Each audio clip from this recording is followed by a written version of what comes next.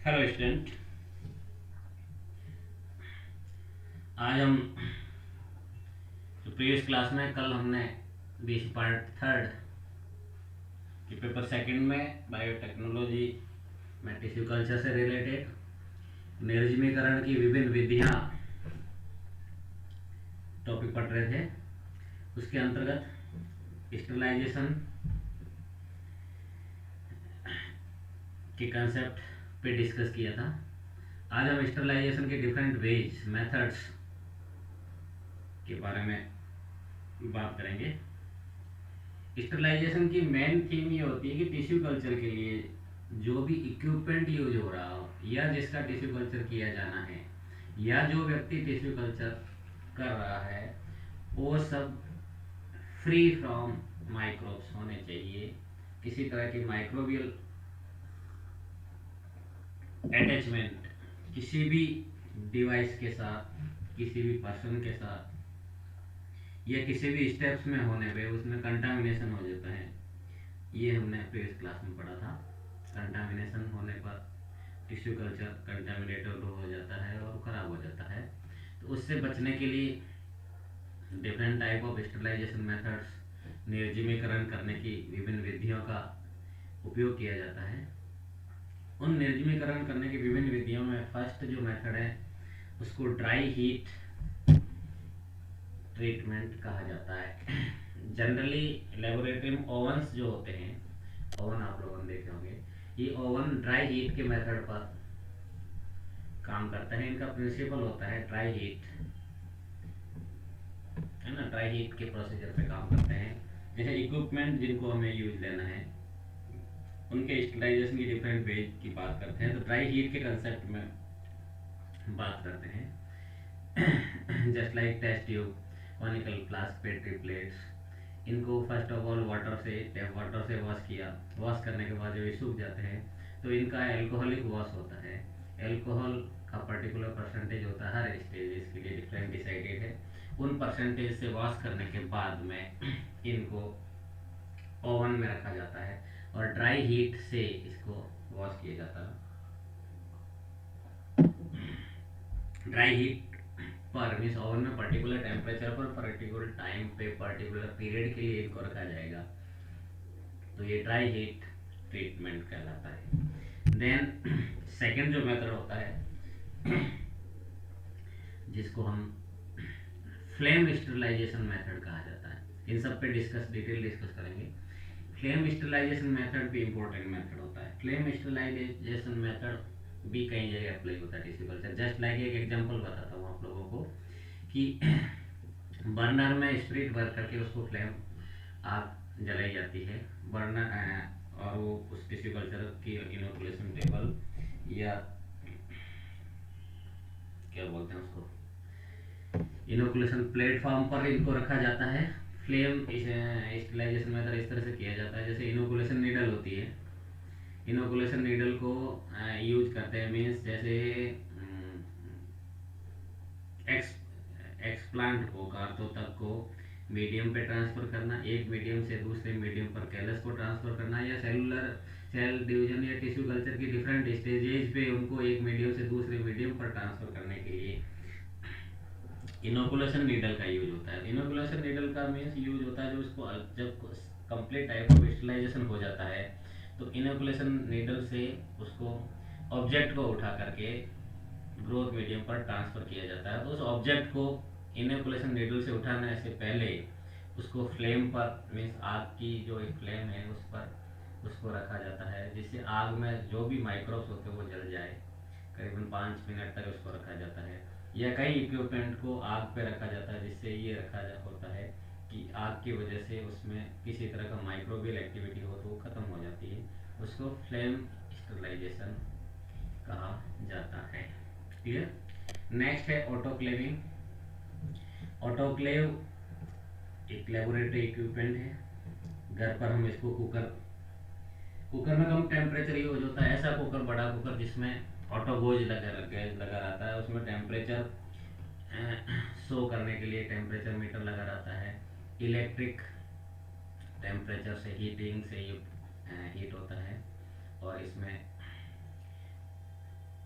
Autoclaving होती है।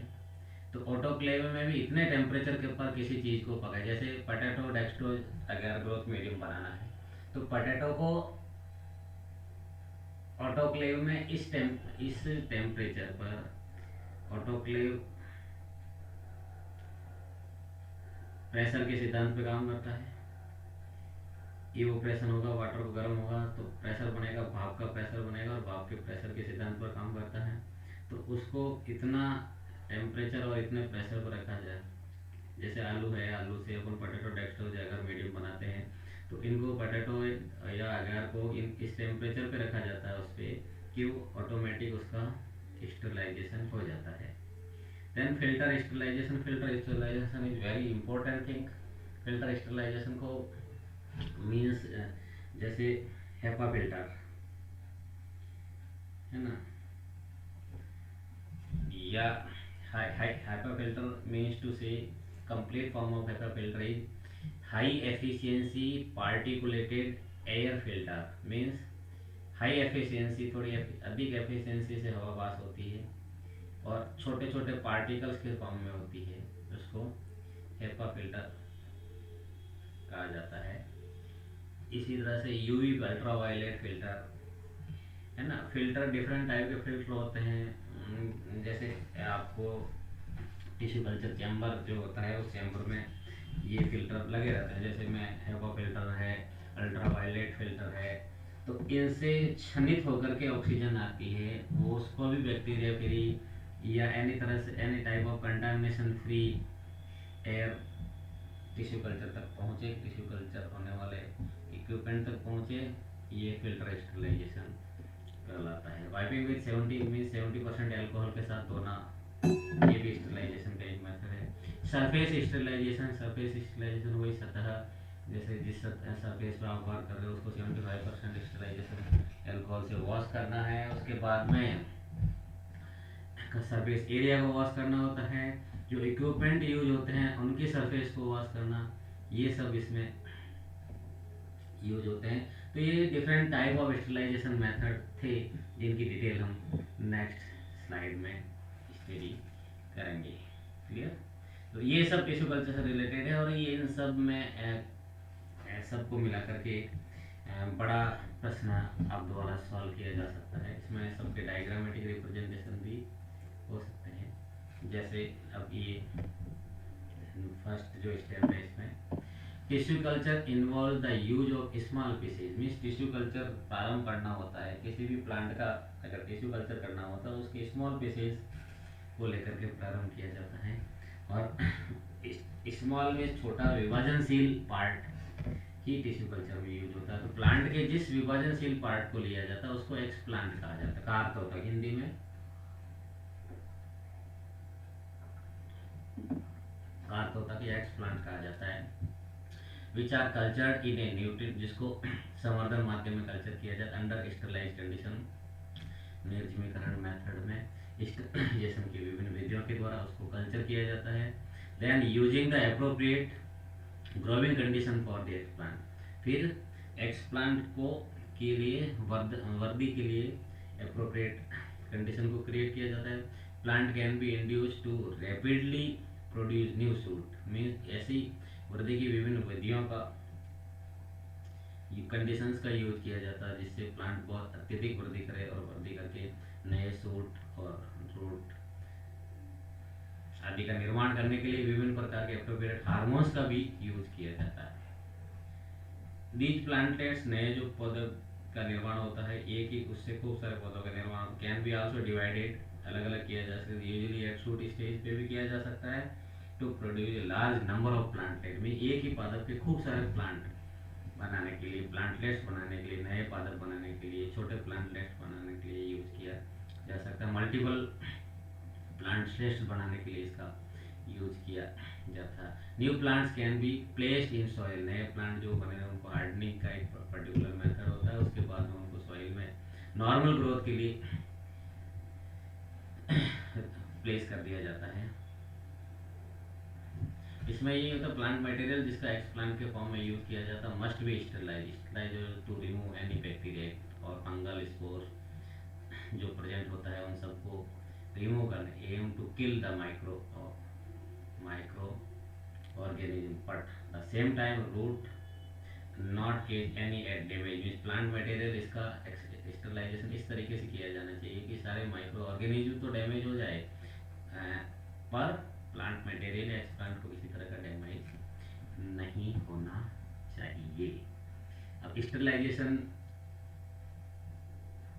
के लिए हम बात करेंगे तो द प्रोसेस ऑफ किलिंग और removing bacteria and all form of living microorganism and these space from preparations.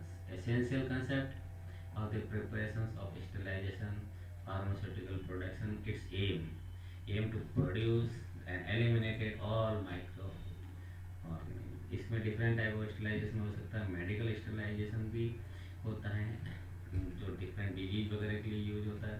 Methods of sterilisation है ना, जैसे इसमें स्टेरिलाइजेशन के डिफरेंट मेथड्स में कुछ फिजिकल मेथड्स होते हैं, कुछ केमिकल मेथड्स होते हैं, कुछ मैकेनिकल मेथड्स की कैटेगरी में इनको डिवाइड किया। फिजिकल मेथड्स में ड्राई हीट का स्टेरिलाइजेशन होता है, मॉइस्ट हीट स्टेरिलाइजेशन होता है, sterilization by radiations, gamma radiations के थ्रू स्टेरिलाइजेशन होता है। इनको chemical sterilization, gaseous sterilization, sterilization by disinfection हो गए। And third mechanical methods pass through bacterial proof filter, जिस है ना बैक्टीरियल प्रूफ फिल्टर के थ्रू एयर पास करना। इसके बाद का नेक्स्ट क्लास में पढ़ेंगे। या इसको अपन इस तरह से ले सकते हैं, ड्राई हीट, जैसे ड्राई हीट स्टेरिलाइजेशन की बात की थी, तो ड्राई हीट स्टेरिलाइजेशन के लिए ओवन यूज होता है, मॉइस्ट हीट स्टेरिलाइजेशन के लिए ऑटोक्लेव यूज होता है, रेडिएशन के लिए गामा रेज चैम्बर बने हुए रहते हैं, इनका प्रयोग होता है।